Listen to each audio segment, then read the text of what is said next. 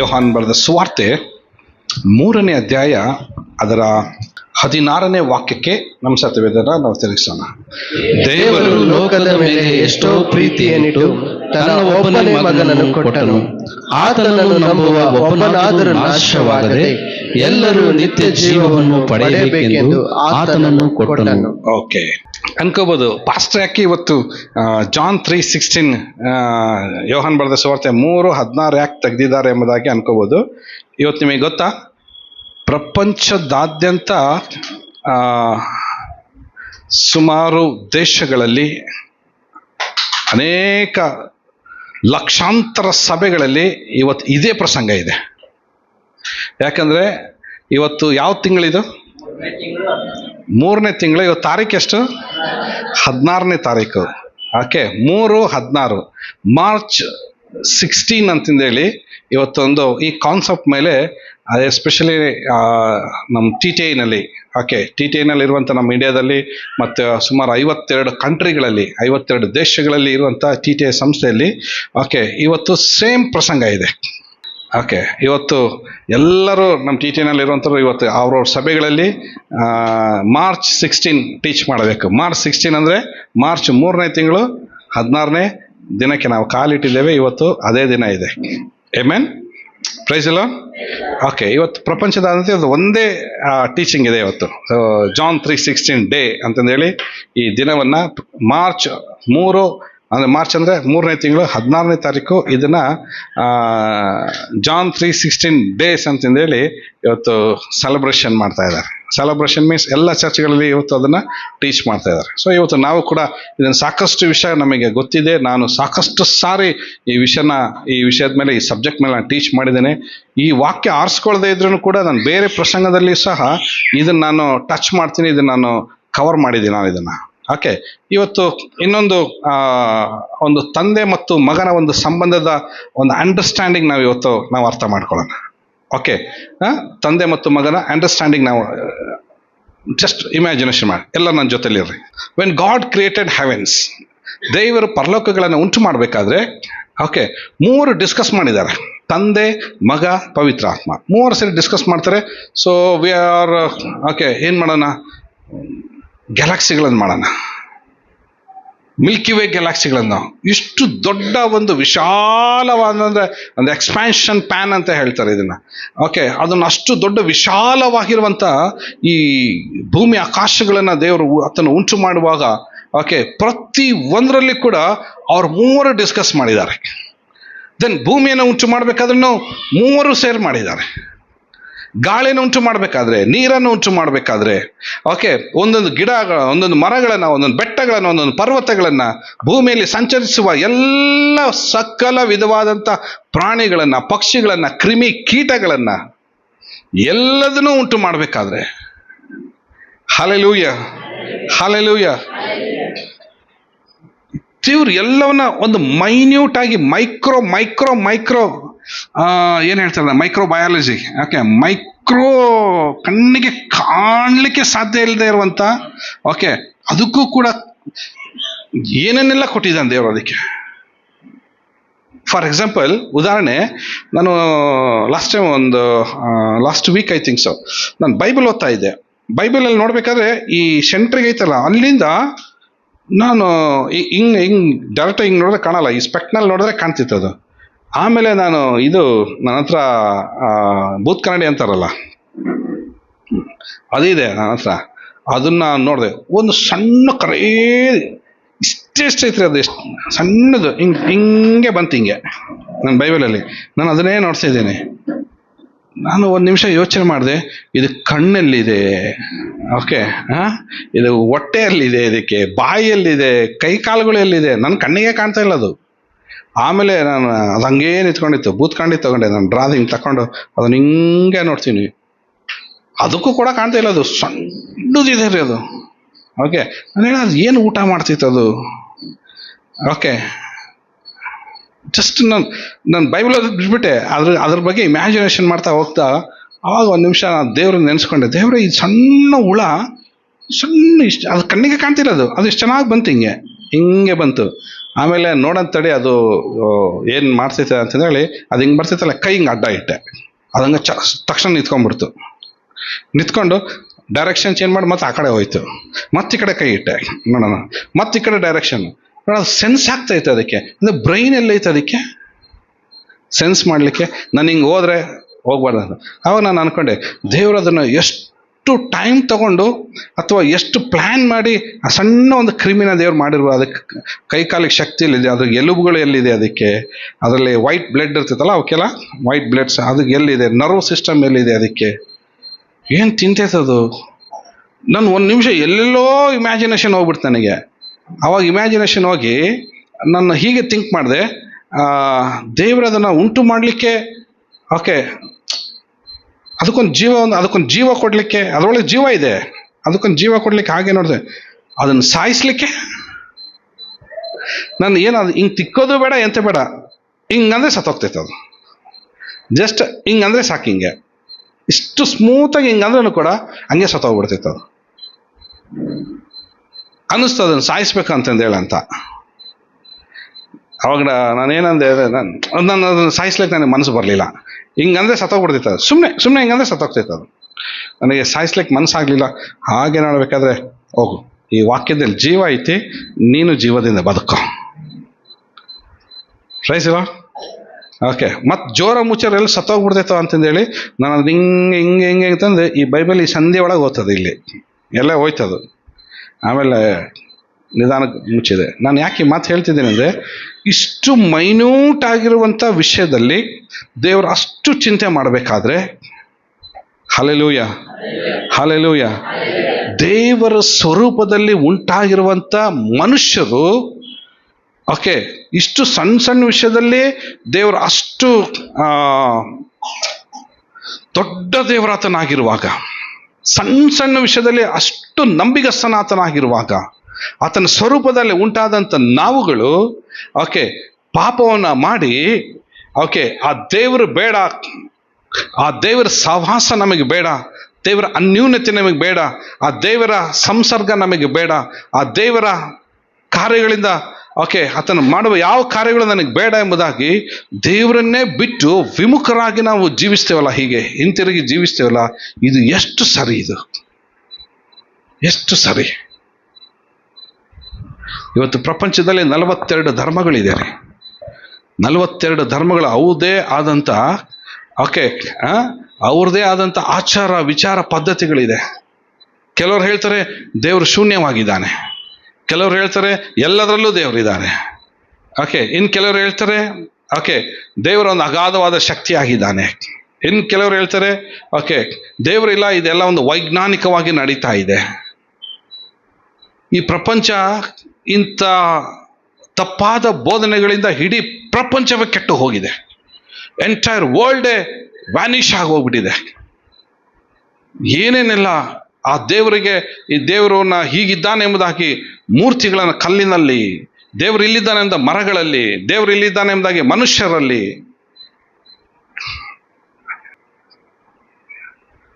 ಪ್ರಪಂಚದ ಜನರು ಎಲ್ಲರೂ ತಿಂತಿರೋದು ಆತನನ್ನ. ಹಲೋ, ಇಡೀ ಪ್ರಪಂಚದ, ಅದು ಹಿಂದೂ ಆಗಿರಲಿ, ಕ್ರಿಶ್ಚಿಯನ್ ಆಗಿರಲಿ, ಮುಸ್ಲಿಂ ಆಗಿರಲಿ, ಬೌದ್ಧನಾಗಿರಲಿ, ಅವನು ಸಿಖ್ ಆಗಿರಲಿ, ಓಕೆ, ಅಥವಾ ಯಾವುದೇ ಧರ್ಮದವನಾಗಿರಲಿ, ಯಾವುದೇ ಊರನ್ನಾಗಿರಲಿ, ಓಕೆ, ದೇವರು ಈ ಭೂಮಿ ಮೇಲೆ ಅನ್ನ ಬೆಳೆದಿದ್ರೆ ಏನು ತಿಂತಿದ್ದ ಅವನು? ಹುಲ್ಲು ತಿನ್ಬೇಕಾಗಿತ್ತು. ಹುಲ್ಲು ಬೆಳೆಸಿದ್ರೆ ಏನು ತಿಂತಿದ್ದ ಅವನು? ಮಣ್ಣು ತಿನ್ಬೇಕಿತ್ತು. ಅವನು ತಿಂತಿರೋದು ಆತನ ಅನ್ನ, ಸೇವಿಸ್ತಿರೋದು ಆತನ ಗಾಳಿ, ನಮ್ಮ ಜೀವನದಲ್ಲಿ ಶ್ವಾಸ ಇರೋದು ಆತನ ಗಾಳಿ, ನಮ್ಮ ದೇಹದಲ್ಲಿರುವ ನರದ ರಕ್ತ ಕಣಗಳಲ್ಲಿಯೂ ದೇವರ ಜೀವ ಒಳಗಡೆ ಇದೆ. ಆತನಿಂದ ಬದುಕ್ತಾ ಇರೋದು, ಆತನ ಗಾಳಿಯಿಂದ ಬದುಕ್ತಿರೋದು, ಆತನ ಬೆಳಕಿನಿಂದ ಬದುಕ್ತಾ ಇರೋದು, ಆತನು ಸೃಷ್ಟಿ ಮಾಡಿದ ನೀರಿನಿಂದ ಬದುಕ್ತಿರೋದು. ಹಲೋ, ಆತನು ಕೊಡುವ ಎಲ್ಲವನ್ನು ಆತನು ಕೊಡುವುದರಿಂದ ಆತನು ಆದರೆ ಜೀವಿಸ್ತಾ ಇದ್ದಾರೆ ಎಲ್ಲರೂ ಕೂಡ. ಆದರೆ ಆತನು ಮಾತ್ರ ಬೇಡ. We don't want god. ನಮಗೆ ದೇವರು ಬೇಡ. ಧರ್ಮಗಳನ್ನು ಮಾಡ್ಕೊಂಡು, ಕುಲಗಳನ್ನು ಮಾಡ್ಕೊಂಡು, ದೇವತೆಗಳನ್ನು ಮಾಡ್ಕೊಂಡು, ದೇವರುಗಳನ್ನು ಮಾಡ್ಕೊಂಡು ಏನು ಇವ್ರ ಜೀವನ ಎಂಬುದಾಗಿ ಕತ್ತಿ ತೆಗಿಬೇಕಾದ್ರೆ ಯೇಸು ಸ್ವಾಮಿ ಹೇಳ್ತಾರೆ, ನೋ ಡ್ಯಾಡಿ, ಅವ್ರನ್ನ ಸಾಯಿಸ್ಬೇಡ, ಅವ್ರನ್ನ ಸಾಯಿಸ್ಬೇಡ ಅಂದ್ರೆ ನೀನು ಸಾಯ್ತೀಯ? ಏನು ಡಿಸ್ಕಷನ್ ಆಗಿರ್ಬೋದು ಪರಲೋಕದಲ್ಲಿ ಈ ವಾಕ್ಯ ನೆರವೇರ್ಬೇಕಾದ್ರೆ, ಜಾನ್ 3:16 ನೆರವೇರ್ಬೇಕಾದ್ರೆ. ದೆನ್ ಡ್ಯಾಡಿ ಒಂದು ನಿಮಿಷ, ಕೂಲ್ ಡೌನ್. ಯೇಸು ಸ್ವಾಮಿ ತಂದೆಗೆ ಸಮಾಧಾನ ಮಾಡಿರೋದು, ಕೂಲ್ ಡೌನ್. ಅವರನ್ನ ಸಿಟ್ಟಿನಿಂದ ನೋಡ್ಬೋದ, ಕರುಣೆಯಿಂದ ನೋಡೋಣ. ಈಗ ನೋಡು ಹೆಂಗ್ ಕರುಣೆಯಿಂದ ನೋಡ್ತೀಯ. ಹಾಗೆ ದೇವ್ರು ಒಂದು ನಿಮಿಷ ಹಾಗೆ ಮತ್ತೆ ತನ್ನ ನಿಧಾನ ಕಣ್ಣನ್ನು ಬಿಟ್ಬೇಕಾದ್ರೆ ಈಗ ದೇವ್ರು ಹೇಳ್ತಾನೆ, ದೇವರು ಲೋಕದ ಮೇಲೆ ಎಷ್ಟೋ ಪ್ರೀತಿಯನ್ನು ಇಟ್ಟು ಓಕೆ ಈಗ ಡಿಸೈಡ್ ಮಾಡಿದ್ದಾನೆ, ಮೈ ಸನ್ ಯು ಗೋ. ತನ್ನ ಒಬ್ಬನೇ ಮಗನನ್ನ ಕಳಿಸಿಕೊಟ್ಟನು. ವೈ? ಆತನು ಬಂದ ಉದ್ದೇಶ ಏನಾಗಿತ್ತು? ಯೇಸು ಸ್ವಾಮಿ ಬಂದ ಉದ್ದೇಶ ಏನಾಗಿತ್ತು ಅಂದ್ರೆ, ಒಬ್ಬನಾದರೂ ಏನಾಗಬಾರ್ದು ಹೇಳ್ರಿ, ಅಟ್ಲೀಸ್ಟ್ ಹಿಂಗ್ ತೋರ್ಸಂಗೆ, ಹಿಂಗ್ ಬೇಡ, ಹಿಂಗ್ ತೋರ್ಸ. ಒಬ್ಬನಾದರೂ ಏನಾಗಬಾರ್ದು, ಒಬ್ಬನಾದರೂ ಕೂಡ ನಾಶವಾಗದೆ ತಂದೆಯ ಜೀವ. ಈಗ ಅವರಲ್ಲಿ ಇದೆ ಜೀವ ಅಷ್ಟೇ, ಆದರೆ ಈಗ ಅವರು ಎಲ್ಲಿಗೆ ಸೇರಬೇಕಾಗಿದೆ? ತಂದೆಯ ನಿತ್ಯವಾದ ಜೀವಕ್ಕೆ ಸೇರಬೇಕೆಂಬುದು ಆತನು ಕೊಟ್ಟನು. Amen, hallelujah. ಕೈಗಳನ್ನೆತ್ತಿ ದೇವರಿಗೆ ಸ್ತೋತ್ರ ಹೇಳೋಣ. ಎಲ್ಲರೂ ಕೂಡ ಕೈಗಳನ್ನೆತ್ತಿ ದೇವರಿಗೆ ಸ್ತೋತ್ರ. ಕರ್ತನಿನ ಜೀವಕ್ಕಾಗಿ ಸ್ತೋತ್ರ ಹೇಳ್ರಿ. ಕರ್ತನೆ ನಿನ್ನ ಮಗನಿಗಾಗಿ ಸ್ತೋತ್ರ ಎಂಬುದಾಗಿ ಹೇಳಿ. ಕರ್ತನಿನ ಪ್ರೀತಿಗಾಗಿ ಸ್ತೋತ್ರ. ನಿನ್ನ ಆ ಪ್ರೀತಿಯಲ್ಲಿ ನಾನಿದ್ದೇನೆ, ನೀನು ಪ್ರೀತಿಸುವಾಗ ನಾನಿದ್ದೇನೆ. ಆ ಪ್ರೀತಿಯಲ್ಲಿ ನನ್ನನ್ನು ನೆನೆಸಿಕೊಂಡಿ ಸ್ವಾಮಿ. ನಿನ್ನ ಮಗನನ್ನು ನನಗೋಸ್ಕರ ನೀನು ಕೊಟ್ಟಿ ಸ್ವಾಮಿ. ಕರ್ತನೆ, ಆ ಮಗನನ್ನು ಇವತ್ತು ನಾನು ನಂಬಿದ್ದೇನೆ. ಇವತ್ತು ನಾನು ನಿನ್ನ ಕಡೆ ತಿರುಗಿಕೊಂಡಿದ್ದೇನೆ. ಲೋಕದಿಂದ ನಾನು ತಿರುಗಿ ನಿನ್ನ ಕಡೆ ನಾನು ತಿರುಗಿಕೊಂಡಿದ್ದೇನೆ. ನಿನ್ನ ಮಗನ ಜೀವವನ್ನು ಇವತ್ತು ನಾನು ಹೊಂದುತ್ತಾ ಇದ್ದೇನೆ. ತಂದೆ, ನಿನ್ನ ಜೀವ ಇವತ್ತು ನಾನು ಹೊಂದುತ್ತಾ ಇದ್ದೇನೆ. ಸ್ತೋತ್ರವಾಗಲಿ ಯೇಸು ನಾಮದಲ್ಲಿ.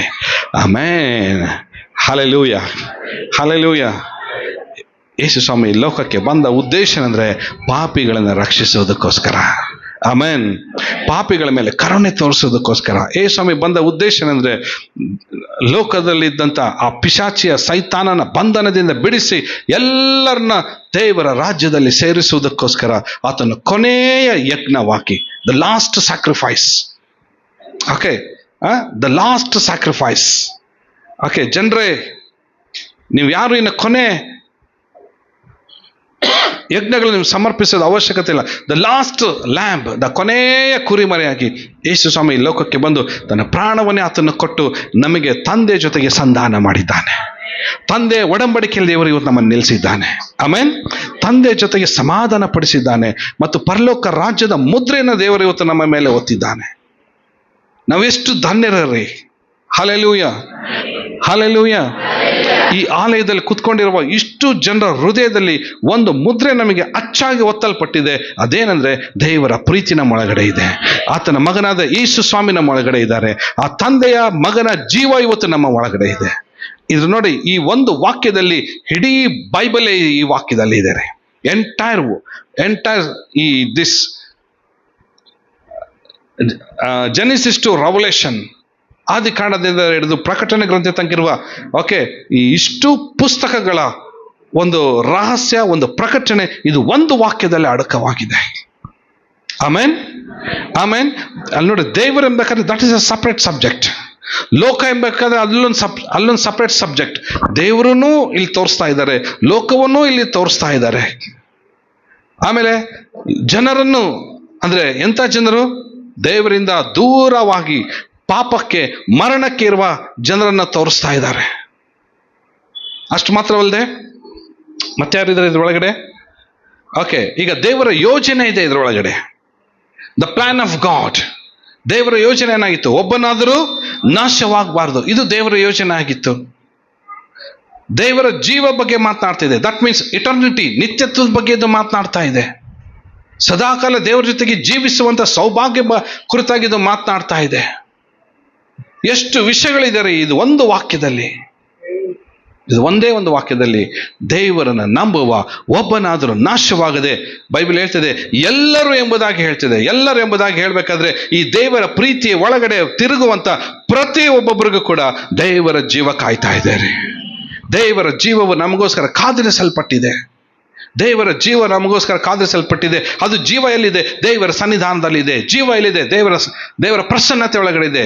ಜೀವ ಎಲ್ಲಿದೆ? ವಾಕ್ಯದಲ್ಲಿದೆ. ಜೀವ ಎಲ್ಲಿದೆ? ಆರಾಧನೆಯಲ್ಲಿದೆ. ಜೀವ ಎಲ್ಲಿದೆ? ಸ್ತುತಿಯಲ್ಲಿದೆ. ಜೀವ ಎಲ್ಲಿದೆ? ದೇವರ ಸಭೆಯಲ್ಲಿ ಇಟ್ಟಿದ್ದಾರೆ. ಆಮೆನ್. ಅದು ಆತನ ಮಗನ ಮೂಲಕವಾಗಿ ನಮಗೆ ಉಚಿತಾರ್ಥವಾಗಿ ಅದು ಕೊಡಲ್ಪಡ್ತಾ ಇದೆ. ನಾವು ಅದಕ್ಕೇನು ನಾವು ಕ್ರಯ ಕಟ್ಟಬೇಕಾಗಿಲ್ಲ. ನಾವು ಕ್ರಯ ಕಟ್ಟಬೇಕಾಗಿದ್ರೆ ನಮ್ಮ ಮುರಿದ ಮನಸ್ಸು, ಜಜ್ಜಿದ ಹೃದಯ, ಪಶ್ಚಾತ್ತಾಪದ ಹೃದಯ. ಯಾಕಂದ್ರೆ ದೇವ್ರ ವಾಕ್ಯ ಹೇಳ್ತಿದೆ, ಯೆಹೋವನು ಪಶ್ಚಾತ್ತಾಪದ ಹೃದಯವನ್ನು ತಿರಸ್ಕರಿಸುವವನಲ್ಲ. ಆತ ನಮ್ಮನ್ನು ತಿರಸ್ಕರಿಸಿದೆ. ನಾವು ಪಶ್ಚಾತ್ತಾಪ ಪಡುವಾಗಲೇ, ದೇವರ ಕಡೆಗೆ ತಿರುಗುವಾಗಲೇ ಆ ಜೀವವು ನಮ್ಮನ್ನು ಕಾಯ್ತಾ ಕಾಯ್ತಾ ಕಾಯ್ತಾ ಹೋಗುತ್ತೆ. ಈಗ ಜೀವದಲ್ಲಿರುವಂಥ ನಾವುಗಳು, ಎಲ್ಲರೂ ಕಿವಿ ಕೊಟ್ಟು ಕೇಳಿಸ್ಕೊಡ್ರಿ, ಜೀವದಲ್ಲಿರುವಂಥ ನಾವುಗಳು ಪಾಪವನ್ನು ಮಾಡಬೇಕಾದ್ರೆ ದೇವರ ಕಡೆ ನಾವು ತಿಳ್ಕೊಳ್ಬೇಕು. ಒಬ್ಬ ದೇವರ ಸೇವಕರ ಮಾತನ್ನು ನಾನು ಓದಿದ್ದೇನೆ ರೀ. ಓಕೆ, ದೇವರ ಜೀವದಲ್ಲಿ ಸೇರಿರುವಂಥ ಒಬ್ಬ ಮನುಷ್ಯನು ಆತನು ಪಾಪ ಮಾಡಬೇಕಾದ್ರೆ, ಪಾಪ ಮಾಡಿದ್ರೆ ದೇವರ ಅನೇಕ ಯೋಜನೆಗಳಿಂದ ದೂರವಾಗಿ ನಿಲ್ತಾನಂತವನು. ಬಹಳಷ್ಟು ದೇವರ ಯೋಜನೆಗಳಿತ್ತು. ಓಕೆ, ಆ ಆಶೀರ್ವಾದಕ್ಕೆ ಆ ಪಾಪವು ಅಡ್ಡಿಯಾಗಿ ನಿಲ್ಲುವಾಗ, ಓಕೆ, ಎಷ್ಟೋ ದ ಪ್ಲಾನ್ಸ್ ಆಫ್ ಗಾಡ್, ದೇವರ ಎಷ್ಟೋ ಯೋಜನೆಗಳು, ದೇವರು ಏನೋ ಮಾಡ್ಬೇಕೆಂಬುದಾಗಿರ್ತಾನೆ, ಒಂದು ಬ್ಯೂಟಿಫುಲ್ ಡಿಸೈನ್ ಆಗಿ ಮಾಡ್ಬೇಕಂತ ಇರ್ತಾನೆ. ಆ ಯೋಜನೆಗಳಿಂದ ಎಷ್ಟೋ ದೂರವಾಗಿ ಆತನ ನಿಲ್ಲುವಂತವನಾಗಿರ್ತಾನೆ. ಪಾಪವು ಸಡನ್ ಆಗಿ ಇಲ್ಲಿಂದ ತಗೊಂಡು ದೂರವಾಗಿ ನಿಲ್ಲಿಸ್ಬಿಡ್ತಿದ್ದ. ಅದು ಅವಾಗ ಏನಾಗ್ತಿದೆ ಗೊತ್ತಾ, ನಮಗೆ ಆಶೀರ್ವಾದ ಬಹಳ ದೂರವಾಗಿ ಕಾಣ್ತಿದೆ. ಆಶೀರ್ವಾದ ದೂರ ಇರೋದು ದೇವ್ರ ಉದ್ದೇಶ ಅಲ್ಲ. ಬ್ಲೆಸ್ಸಿಂಗ್ಸ್, ಆಶೀರ್ವಾದಗಳನ್ನ ದೇವರು ಅಲ್ಲೇ ನಮ್ಮ ಮುಂದೆನೇ ಇಟ್ಟಿದ್ದಾನೆ. ದೇವರು ನಮ್ಮ ಮುಂದೆನೇ ಇಟ್ಟಿದ್ದಾನೆ, ಬಟ್ ನಮ್ಮ ಕಣ್ಣಿಗೆ ಕಾಣೋದಿಲ್ಲ. ಅದು ಒಂದು ಉದಾಹರಣೆ. ಬೈಬಲಲ್ಲಿ ಯೇಸು ಸ್ವಾಮಿ ಪುನರುತ್ಥಾನ ಆಗಿದ್ಮೇಲೆ ಗಲಿಲಾಯಕ್ಕೆ ಬರ್ತಾರೆ. ಆ ಗಲಿಲಾಯಕ್ಕೆ ಬರಬೇಕಾದ್ರೆ, ಓಕೆ, ಪೇತ್ರ ಹೇಳ್ತಾನೆ, ನಾನು ಮೀನು ಹಿಡಕ್ಕೆ ಹೋಗ್ತಾ ಇದ್ದೀನಿ ಅಂತ ದೋಣಿ ಎಲ್ಲ ತೆಗೆದುಕೊಂಡು ಹೋಗ್ತಾನೆ. ಯಾರು ಬರ್ತೀರಾ? ಇವರೆಲ್ಲ ನಾವು ಬರ್ತೀವಿ ಅಂತ ಹೇಳ್ತಾರೆ. ಹೋಗಿ ರಾತ್ರಿ ಎಲ್ಲ ಹೋಗಿ ಇಡೀ ಸಮುದ್ರವನ್ನೇ, ಇಡೀ ಆ ಕೆನೆಚರೆತ್ ಅಥವಾ ತಿಬೇರಿಯಾ ಅಥವಾ ಗಲಿಲಾಯ, ಓಕೆ, ಆ ಇಡೀ ಕೆರೆನೇ ಹೋಗಿ ಎಲ್ಲ ಹೋಗಿ ಹುಡುಕಿ ಬರ್ತಾರೆ. ಒಂದು ತುಂಡು ಮೀನು ಸಿಗ್ಲಿಲ್ಲ ಅವರಿಗೆ, ಸಣ್ಣದು ಇಂಥದ್ದು ಒಂದು ಪಿಳ್ಳಿ ಪಿಸಿಗಿನ ಕೂಡ ಸಿಗ್ಲಿಲ್ಲ ಅವನಿಗೆ, ಸಣ್ಣ ಮೀನು ಕೂಡ ಸಿಗ್ಲಿಲ್ಲ ಅವರಿಗೆ. ಇದು ನೋಡ್ರಿ, ದೇವರ ಯೋಜನೆಯಿಂದ ಒಂದು ರಾಂಗ್ ಡಿಸಿಷನ್, ದೇವರ ಯೋಜನೆಯಿಂದ ದೂರ ಹೋಗಿ ಹುಡುಕಿದ್ರು ಕೂಡ ಸಿಕ್ಕೋದಿಲ್ಲ.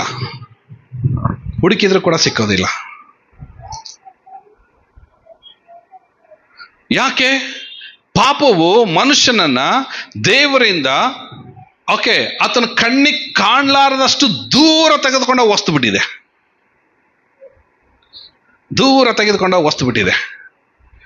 Okay, for example this kerchief ಇಲ್ಲಿದೆ. ಓಕೆ, ಈ ಕರ್ಚೀಫಿಂದ ನಾನು ಏನು ಮಾಡ್ತೀನಿ? ಮುಖ ಒರೆಸ್ಕೊತೀನಿ, ಕೈ ಒರೆಸ್ಕೊಳ್ತೀನಿ. ಎಸ್, ಇದು ನನಗೆ ಯೂಸ್ ಆಗ್ತದೆ ಇದು. ಬಟ್ ಇದು ಪಾಪ ಮಾಡ್ತಂತೆ ತಿಳ್ಕೊಡ್ರಿ.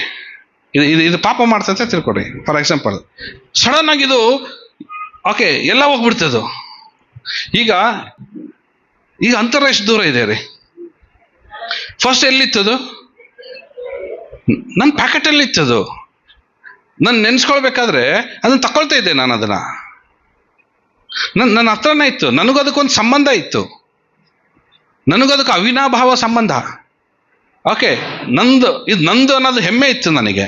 ಬಟ್ ಈಗ ನೋಡಿ, ನಂದು ಅನ್ನೋದು ನಾನು ಕಳ್ಕೊಂಡಾಗೆ ಎಲ್ಲೋ ಹೋಗಿ ಬಿದ್ದೈತದು. ಈಗ ಏನಾಗಿದೆ ಗೊತ್ತಾ ನೋಡ್ರಿ, ಎಷ್ಟು ಡಿಸ್ಟೆನ್ಸ್ ಇದೆ ಅದಕ್ಕೆ. ಈಗ ಅದು ನನ್ನ ಹತ್ರ ಬರೋದಿಲ್ರಿ. ಈಗ ಏನು ಮಾಡ್ಬೇಕು? ನಾನೇ ಈಗ ಅದ್ರ ಹತ್ರ ಹೋಗ್ಬೇಕು. ಇದೇ ಜಾನ್ 3:16, ಇದೇ 3:16. ದೇವರು ಲೋಕದ ಮೇಲೆ ಎಷ್ಟೋ ಪ್ರೀತಿಯನ್ನು ಇಟ್ಟು ಅದು ನನ್ನಿಂದ ದೂರ ಹೋಯ್ತಲ್ಲ ಅಂತಂದೇಳಿ ಪಶ್ಚಾತ್ತಾಪದಿಂದ, ಅದು ಪಶ್ಚಾತ್ತಾಪ ಪಡ್ತಾ ಇಲ್ಲ ಗೊತ್ತಿಲ್ಲ. ಓಕೆ, ಈಗ ನಾನೇನು ಮಾಡಿದೆ? ಬೈಲೆ, ಓಕೆ, ಅದನ್ನು ಭಾಳ ಪ್ರೀತಿಸಿ ಅದು ಹೋಗ್ತಂಬ. ಅದನ್ನು ಈಗ ನಾನು ಕಳಿಸ್ಕೊಟ್ಟೆ, ಅಲ್ಲೇ ನಿಂತ್ಕೊ, ಅದು ತೆಗೆದುಕೊಂಡು ಅವ್ರು ಏನು ಮಾಡಿದ್ದಾರೆ? ಈಗ ಕೈಯಲ್ಲಿ ಇಟ್ಕೊಂಡಿದ್ದಾರೆ. ಯಾವಾಗ ಅವ್ರ ಕೈಯಿಂದ ಬಂತೋ ನನಗೆಲ್ಲೋ ಒಂಥರ ಸಂತೃಪ್ತಿ. ಪ್ರೈಸ್ ಅಲ್ಲೋ. ಸ್ವಲ್ಪ ಮುಂದೆ ಬಾ, ಇನ್ನೂ ಮುಂದೆ ಬಾ, ಇಲ್ಲಿ ಬಂದು ನಿಂತ್ಕೊ, ಮೇಲೆ ಹತ್ಬೇಡ, ಅಲ್ಲೇ ನಿಂತ್ಕೊ. ಇಲ್ಲಿಗೆ ಬಂದು ನಿಂತ್ಕೊಂಡಿದ್ದಾರೆ. ಭಾಳ ವಿಶ್ವಾಸಗಳು ಹಿಂಗೆ ಇದ್ದಾರೆ, ಇಲ್ಲಿ ತನಕ ಬಂದು ಸ್ಟಾಪ್ ಆಗ್ತಾರೆ. ಇನ್ನೂ ಕೆಲವರು ಎಷ್ಟು ವಂಚನೆಗೆ ಒಳಗಾಗ್ತಾರಂದ್ರೆ, ಓಕೆ, ಆದರೆ ಯಾವಾಗ ಅದ್ರ ಮೇಲೆ ನನಗೆ ಓವರ್ ಪ್ರೀತಿ ಹಾಕಿ, ಓಕೆ, ನಮ್ಮಿಬ್ರು ಜೀವನ, ನಾವಿಬ್ರು ಯಾವ ಉದ್ದೇಶಕ್ಕೋಸ್ಕರ ಅಷ್ಟು ದೂರ ಹೋಗಿದ್ದನ್ನ ನನ್ನ ಮಗನ ನಾನು ಕಳಿಸ್ಕೊಟ್ಟೆ, ತೆಗೆದುಕೊಂಡು ಅದು ತೆಗೆದುಕೊಂಡು ಮತ್ತೆ ಕ್ಲೀನಾಗಿ ಮಡಚಿ ಈಗ ಎಲ್ಲಿಗೆ ಬರ್ಬೇಕೀಗ?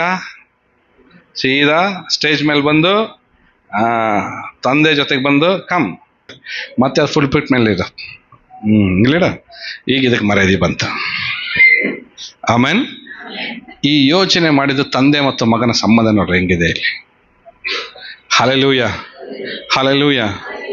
ದೇವರು ಲೋಕದ ಮೇಲೆ ಎಷ್ಟೋ ಪ್ರೀತಿ ಅಂತ ಒಬ್ಬನೇ ಕಾರಣ ಏನಂದ್ರೆ ಇದೇನಾಗಬಾರ್ದು, ಇದು ಅವನ ಜೊತೆಗೆ ಸೇರಿ ನಾಶವಾಗಬಾರ್ದು. ಬದಲಾಗಿ ದೇವರ ನೋಡಿದ ವಾಕ್ಯ ಬೈಬಲ್ ಮೇಲೆ ಇದು ಇಡಲ್ಪಟ್ಟಿದೆ. ಈಗ ತಂದೆ ಜೊತೆಗೆ ಸದಾ ಕಾಲ ಜೀವದಲ್ಲಿ ಸೇರೋದಕ್ಕೋಸ್ಕರ ಆತನ ಒಬ್ಬನೇ ಮಗನನ್ನು ಕೊಟ್ಟನೆ ಎಂಬುದಾಗಿ ದೇವರ ವಾಕ್ಯ ಹೇಳ್ತಿದೆ. Hallelujah, hallelujah. ಈಗ ಮಗ ಒಂದು ಮಾತು ಹೇಳ್ತಾನ್ರಿ. ಓಕೆ, ಮಗ ಹೇಳುವಂತ, ತಂದೆ ಹೇಳೋದು ಮಾತಿದಾಯ್ತಾ? ಮಗ ಹೇಳುವಂತ ಒಂದು ಮಾತು ಬೈಬಲಲ್ಲಿ ಇದೆ, 5:24 ವಾಕ್ಯ. ನಿಮಗೆ ನಿಜ ನಿಜ ವಾಕ್ಯವನ್ನು ಕೇಳಿ, ನನ್ನ ವಾಕ್ಯವನ್ನ ಕೇಳಿ ನನ್ನನ್ನು ಕಳಿಸಿದಾತನನ್ನು ನಂಬುವವನು. ನನ್ನ ವಾಕ್ಯವನ್ನ ಕೇಳಿ ನನ್ನ ಕಳಿಸಿದಾತನನ್ನು. ಈಗ ನೋಡ್ರಿ ಇವರಿಬ್ಬರದ ಕಾಂಬಿನೇಷನ್ ನೋಡ್ರಿ ಹೆಂಗಿದೆ. ಫಸ್ಟ್ ದೇವರು ಮಗನನ್ನ ಕೊಟ್ಟ, ಈಗ ಮಗ ಹೇಳ್ತಾ ಇದ್ದಾನೆ ನನ್ನನ್ನು ಕಳಿಸಿದಾತನ ನಂಬುವವನು ನಿತ್ಯ ಜೀವವನ್ನು ಹೊಂದಿದ್ದಾನೆ. ವಾವ್. ಹಾಗಾದ್ರೆ ಜೀವ ಎಲ್ಲಿದೆ? ಇವಾಗ ಮಗನಲ್ಲಿಯೂ ಇದೆ, ತಂದೆಯನಲ್ಲಿಯೂ ಇದೆ. ತಂದೆ ಹೇಳ್ತಾ ಇದ್ದಾನೆ, ಮಗನನ್ನ ನಂಬ್ರಿ, ಆದ್ರೆ ಮಗ ಹೇಳ್ತಾ ಇದ್ದಾನೆ ತಂದೆನ ನಂಬ್ರಿ. Wow, what a combination. Praise the Lord, hallelujah. Beautiful combination. ಅಂತೂ ದೇವ್ರು ನಮ್ಮನ್ನೆಲ್ಲ ಆ ಜೀವದಲ್ಲಿ ಸೇರಿಸೋದಕ್ಕೋಸ್ಕರ ತನ್ನ ಮಗನನ್ನು ಕೊಟ್ಟನು. ಮಗ ಹೇಳ್ತಿದ್ದಾನೆ ತಂದೆನ ನಂಬ್ರಿ, ಆ ಜೀವ ನಮ್ಮಲ್ಲಿದೆ. ಈಗ ಆ ಜೀವ ದೇವ್ರು ನಮಗೆ ಯಾರಿಗೆ ಧಾರೆಯಾಗಿ ಎರೆದು ಕೊಟ್ಟಿದ್ದಾರೆ? ಆತ ನಂಬುವ ಪ್ರತಿಯೊಬ್ಬರಿಗೂ ಕೂಡ, ನಂಬುವ ಪ್ರತಿಯೊಬ್ಬರು ಎಲ್ಲರೇ. ಆ ನಂಬುವವನು ನಾನು ಹೇಳಿ ಒಂದ್ಸರಿ, ನಂಬುವ ನಾನು. ಆಮೆನ್. ನಾನು ಎಂಬುದಾಗಿ ಹೇಳೋರು ದಯವಿಟ್ಟು ಹಾಗೆ ಎದ್ದು ನಿಂತ್ಕೊಳ್ಳೋಣ. ಒಂದು ಪ್ರಾರ್ಥನೆ ಮಾಡಿ ನಾವು ಮುಗಿಸೋದಕ್ಕಿಂತ ಮುಂಚೆ ಇವತ್ತು ನಮ್ಮನ್ನು ನಾವು ಒಪ್ಪಿಸಿಕೊಳ್ಳೋಣ. ಕರ್ತನೆ, ಆ ನಿನ್ನ ಜೀವದಲ್ಲಿ ಸೇರುವುದಕ್ಕಾಗಿ ನನ್ನನ್ನು ಸ್ವಾಮಿ ಈ ಲೋಕದಲ್ಲಿ ಅನಾದಿ ಕಾಲದಲ್ಲೇ ಕರ್ತನೆ ನಿನ್ನನ್ನು ಆರಿಸಿಕೊಂಡಿದ್ದೀಯಾ. ಸ್ತೋತ್ರ ಮಾಡ್ತಾ ಇದ್ದಾನೆ. ಒಂದು ನಿಮಿಷ ಎಲ್ಲರೂ ಎದ್ದು ನಿಂತುಕೊಳ್ಳೋಣ. Thank you Jesus God. Hallelujah. ಸಮರ್ಪಣೆಯಿಂದ ನಾವು ಪ್ರಾರ್ಥಿಸೋಣ. ನಮ್ಮ ಮೊದಲೇ ಸಭಾ ಪಾಲಕರಾದ ಪಾಸ್ಟರ್ ಸತೀಶಣ್ಣ ನಮ್ಮ ಮಧ್ಯದಲ್ಲಿರೋದು ನಮಗೆ ಸೌಭಾಗ್ಯ. ಓಕೆ, ಅಣ್ಣ ನಮಗೆಲ್ಲರಿಗೋಸ್ಕರ ಪ್ರಾರ್ಥಿಸ್ತಾರೆ. ದೇವರು ಇವತ್ತು ನಮ್ಮನ್ನು ಪ್ರೀತಿಸಿದ್ದಾನೆ. ದೇವರು ತನ್ನ ಮಗನನ್ನೇ ಕೊಟ್ಟು ನಮ್ಮನ್ನು ಪ್ರೀತಿಸಿದ್ದಾನೆ. ಆ ಮಗನ ಜೀವ ಇವತ್ತು ನಮ್ಮ ಒಳಗಡೆ ಇದೆ. ಆ ಜೀವಕ್ಕೆ ಬಾಧ್ಯರಾಗಿ ನಾನು ಜೀವಿಸ್ತೇನೆ ಎಂಬ ಸಮರ್ಪಣೆಯೊಂದಿಗೆ ಎಲ್ಲರೂ ಒಂದು ನಿಮಿಷ ನಮ್ಮ ಕೈಯನ್ನು ನಮ್ಮ ಮುಂದೆ ಚಾಚಿ ನಾವು ಕರ್ತನ ಆ ಜೀವದಲ್ಲಿ ಸೇರುವ ತನಕ ಆ ಸಮರ್ಪಣೆಯಲ್ಲಿ ನಾನು ನಡೀತೀನಿ ಎಂಬ ತೀರ್ಮಾನದಲ್ಲಿ ನಾವು ಮುಂದೆ ಸಾಗೋಣ. ಪ್ರಾರ್ಥಿಸೋಣ. ಸ್ವಾಮಿ, ನಿನ್ನನ್ನು ಆರಾಧಿಸ್ತೇವೆ. ನಿನ್ನ ಪ್ರಸನ್ನತೆಗಾಗಿ ಹೊರಟಿರುವಂಥ, ಪ್ರಕಟಿಸಲ್ಪಟ್ಟಿರುವಂಥ ನಿನ್ನ ಪರಿಶುದ್ಧವಾದ ವಾಕ್ಯಗಳಿಗಾಗಿ ದೇವರೇ ನಿನಗೆ ಸ್ತೋತ್ರ. ಜೀವ ತುಂಬಿದ ವಾಕ್ಯಗಳು, ಅದನ್ನು ನಮಗೆ ದಯಪಾಲಿಸಿದೆ. ಅದರಲ್ಲಿ ಈ ದಿನ ಸ್ವಾಮಿ ಕರ್ತನೆ, ಹೌದು, ಲೋಕದ ಮೇಲೆ ಎಷ್ಟೋ ಪ್ರೀತಿಯನ್ನಿಟ್ಟು ನಿನ್ನ ಒಬ್ಬನೇ ಮಗನನ್ನು ಕೊಟ್ಟಿದೆ. ಆತನನ್ನು ನಂಬುವ ಒಬ್ಬನಾದರೂ ನಾಶವಾಗದೆ ಎಲ್ಲರೂ ನಿತ್ಯ ಜೀವವನ್ನು ಪಡೆಯಬೇಕೆಂಬುದು ಆತನನ್ನು ಕೊಟ್ಟನೆಂಬುದಾಗಿದೆ ಸ್ವಾಮಿ. ದೇವರೇ, ಅದನ್ನೇ ಈ ದಿನ ನಾವು ಈ ಸಭೆಯಲ್ಲಿ ಕರ್ತನೆ ಮಕ್ಕಳೆಲ್ಲ ಧ್ಯಾನ ಮಾಡಿರುವಾಗ ಮತ್ತೊಂದು ವಚನ ಹೇಳ್ತದೆ, ಸ್ವಂತ ಮಗನನ್ನೇ ಉಳಿಸಿಕೊಳ್ಳದೆ ನಮ್ಮೆಲ್ಲರಿಗೋಸ್ಕರ ಒಪ್ಪಿಸಿಕೊಟ್ಟ ಮೇಲೆ ಆತನೊಂದಿಗೆ ಸಮಸ್ತವನ್ನು ದಯಪಾಲಿಸದೆ ಇರುವನೇ. ತಂದೆ, ಈ ಮಕ್ಕಳ ಹೃದಯದ ಕೂಗು ಏನಾದರೂ ಇರಬಹುದು ಸ್ವಾಮಿ. ಇವರಿಗಾಗಿ ಕ್ರಿಸ್ತನನ್ನೇ ದಯಪಾಲಿಸಿರುವಂತ ನೀನು ಕರ್ತನೆ, ಆತನೊಂದಿಗೆ ಅವರು ಬೇಡುವಂಥದ್ದನ್ನು ಕರ್ತನೆ, ಅವರು ಪ್ರಾರ್ಥಿಸುವಂಥದ್ದನ್ನು, ಅವರು ಬಯಸುವಂಥದ್ದನ್ನು ಕೂಡ ನೀನು ದಯಪಾಲಿಸಬೇಕೆಂಬುದಾಗಿ ನಾವು ಪ್ರಾರ್ಥಿಸುತ್ತೇವೆ. ಕೇವಲ ಈ ಲೋಕ ಬಿಟ್ಟ ನಂತರ, ಮರಣದ ನಂತರ ಸಿಗುವಂತ ನಿತ್ಯ ಜೀವಕ್ಕಾಗಿ ನೀನು ನಮಗೆ ಯೇಸುವನ್ನು ಕೊಡಲಿಲ್ಲ ಸ್ವಾಮಿ. ಈ ಲೋಕದಲ್ಲಿರುವಾಗಲೇ ಆ ಜೀವವನ್ನು ನಮ್ಮ ಸುತ್ತಲೂ ಇರುವಂತವರಿಗೆ ಕರ್ತನೆ ನಮ್ಮ ಜೀವನದ ಮೂಲಕವಾಗಿ ತೋರ್ಪಡಿಸುವ ಹಾಗೆ ಆತನನ್ನು ನಮಗೆ ದಯಪಾಲಿಸಿರುವುದಕ್ಕಾಗಿ ದೇವರೇ ನಿನಗೆ ಸ್ತೋತ್ರ ಉಂಟಾಗಲಿ ಕರ್ತನೆ. ಅದರಿಂದ ಸ್ವಾಮಿ ಅಪ್ಪ, ಇನ್ನು ಜೀವಿಸುವವರು ನಾವಲ್ಲ, ಕ್ರಿಸ್ತನು ನನ್ನಲ್ಲಿ ಜೀವಿಸ್ತಾ ಇದ್ದಾನೆಂಬ ಹೇಳಿಕೆಗೆ ತಕ್ಕ ಹಾಗೆ ನಮ್ಮ ಜೀವನ ಇರುವ ಹಾಗೆ ಕರ್ತನೆ, ಇಲ್ಲಿ ಈ ಮಂದಿರದಲ್ಲಿ ವಾಕ್ಯಗಳನ್ನು ಕೇಳಿದಂತ ಇನ್ನು ಮುಂದೆ ಕೂಡ ಆ ಸಂದೇಶವನ್ನು ಕೇಳಿರುವಂತ ಪ್ರತಿಯೊಬ್ಬರನ್ನು ಕೂಡ ಆಶೀರ್ವದಿಸು ದೇವರೆಂಬುದಾಗಿ ನಾವು ಪ್ರಾರ್ಥಿಸುತ್ತೇವೆ ಸ್ವಾಮಿ. ತಂದೆ ನಿನಗೆ ಸ್ತೋತ್ರವಾಗಲಿ. ಆತನೊಂದಿಗೆ ನಮಗೆ ಸ್ವಸ್ಥತೆ ಇದೆ, ಆತನೊಂದಿಗೆ ನಮಗೆ ಬಿಡುಗಡೆ ಇದೆ, ಆತನೊಂದಿಗೆ ನಮಗೆ ಸಮೃದ್ಧಿ ಇದೆ, ಆತನೊಂದಿಗೆ ನಮಗೆ ಐಶ್ವರ್ಯವಿದೆ, ಆತನೊಂದಿಗೆ ನಮಗೆ ಅಭಿವೃದ್ಧಿ ಇದೆ, ಆತನೊಂದಿಗೆ ನಮಗೆ ಆಶೀರ್ವಾದವಿದೆ. ಎಲ್ಲವನ್ನು ಕೂಡ ಆತನೊಂದಿಗೆ ನೀನು ನಮಗೆ ದಯಪಾಲಿಸಿರುವಾಗ ಇವತ್ತು ಕರ್ತನೆ, ಯಾರಿಗೆ ಏನು ಅಗತ್ಯ ಇದೆಯೋ ಅವರ ಅಗತ್ಯದಲ್ಲಿ ಅವರನ್ನು ಸಂಧಿಸಿ ಸಂದರ್ಶಿಸಿ ಒದಗಿಸಿಕೊಡಬೇಕೆಂಬುದಾಗಿ ನಿನ್ನಲ್ಲಿ ನಾವು ಪ್ರಾರ್ಥಿಸುತ್ತೇವೆ ಸ್ವಾಮಿ. ವಾಕ್ಯದ ಆಧಾರದ ಮೇಲೆ ಈ ಮಕ್ಕಳಿಗಾಗಿ ಬೇಡುವಂತ ಈ ಚಿಕ್ಕ ಪ್ರಾರ್ಥನೆಯನ್ನು ಕೇಳಿ ನೀನು ಅಂಗೀಕರಿಸು ಸ್ವಾಮಿ. ಮಹಿಮೆ ನಿನಗೆ ಸಲ್ಲಿಸ್ತೇವೆ. ನೀನು ಕೇಳಿದ್ದಿ ಸ್ವಾಮಿ, ನಾವು ಅನುಭವಿಸ್ತೇವೆ ಆ ಪ್ರಾರ್ಥನೆಗೆ ಉತ್ತರವನ್ನು ಸ್ವಾಮಿ. ಮಹಿಮೆ ನಿನಗೆ ಸಲ್ಲಿಸುತ್ತಾ ನಮ್ಮ ಕರ್ತನ ರಕ್ಷಕನೊಡೇನಾಗಿರುವಂತ ಯೇಸುವಿನ ನಾಮದಲ್ಲಿ ನಾವು ಪ್ರಾರ್ಥಿಸಿ ಬೇಡಿ ಹೊಂದಿದ್ದೇವೆ ತಂದೆ. ಆಮೆನ್.